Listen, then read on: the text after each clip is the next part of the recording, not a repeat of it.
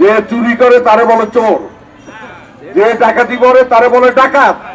কোন গ্রামে যদি ডাকাত পড়ে, চোর পড়ে, গ্রামের মানুষ কি করে? কথা বলেন না কেন? মানুষ ঘেরাও করে, চোর ধরে, ডাকাত ধরে। সারা বাংলাদেশের ভোট চুরি করেছে। বাংলাদেশের 16 কোটি মানুষকে সবাইকে ঐক্যবদ্ধভাবে এই ডাকাতদের ধরতে হবে। ভোট ডাকাতি করা রাষ্ট্রদ্রোহিতা। এখানে অনেক আইনজীবী আছে, তাদেরকে বলবো এই ডাকাতদের বিরুদ্ধে মামলা করেন।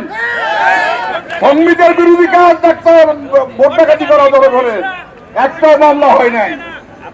এবং যারা ডাকাতি করেছে তাদেরকে সবাই চিনেন, তাদের চিহ্নিত করেন। রাস্তাঘাটে, পথে, প্রান্তরে, যেখানে পারেন জনগণকে বলেন এই চোর যায়, ডাকাত যায়, চোর চোর, ধর ধর, ডাকাত ডাকাত, ধর ধর, ডাকাত ধর, চোর ধর। অনৈতিক কাজ, কি নির্লজ্জ, বেহায়া, নির্লজ্জ, লজ্জা শরম নাই। ভোট ডাকাতি করে বলে যে আমরা ডাকাতি করি নাই। চোরে চুরি করে চোরের মতো পালায় থাকে, মাথা নত করে। এরা চুরি করে মাথা উঁচে করে দাঁড়ায়, এদের মাথা থামাই দিতে হবে। সমাজে, গ্রামে, মহল্লায়, পাড়ায়, বাংলাদেশের কোথাও চোরদের বড় গলায় কথা বলার কোন সুযোগ নাই, মাথা তুলে কথা বলার কোন অধিকার নাই।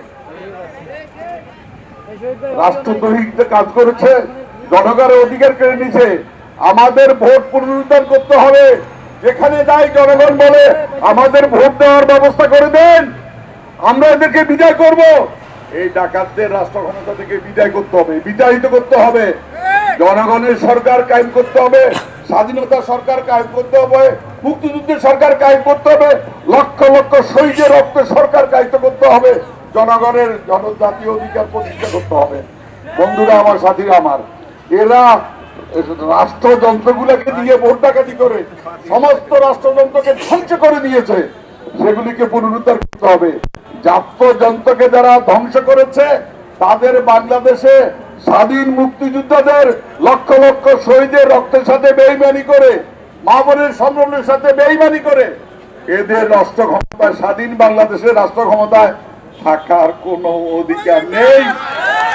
এদেরকে জেনে বিদায় করতে হবে, এদেরকে ক্ষমতা থেকে বিদায় করতে হবে, জনগণের সরকার কায়েম করতে হবে। এককভাবে কোন দল পারবেন না, গলাবাজি করে পারবেন না।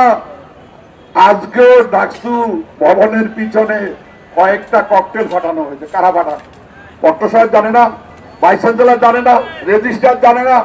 সারা বাংলাদেশে গুন্ডামি করতেছে কারা?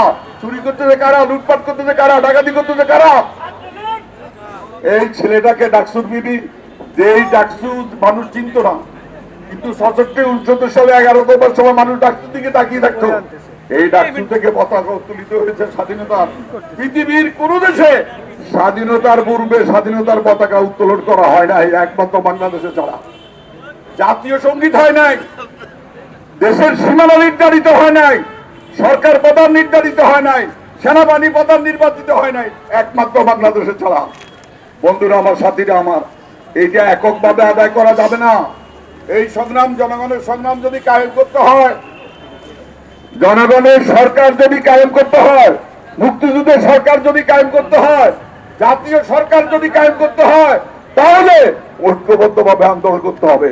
যত বড় দলে হন না কেন, এককভাবে কেউ বাংলাদেশের জনগণকে মুক্তিযুদ্ধের সরকার উপহার দিতে পারবেন না।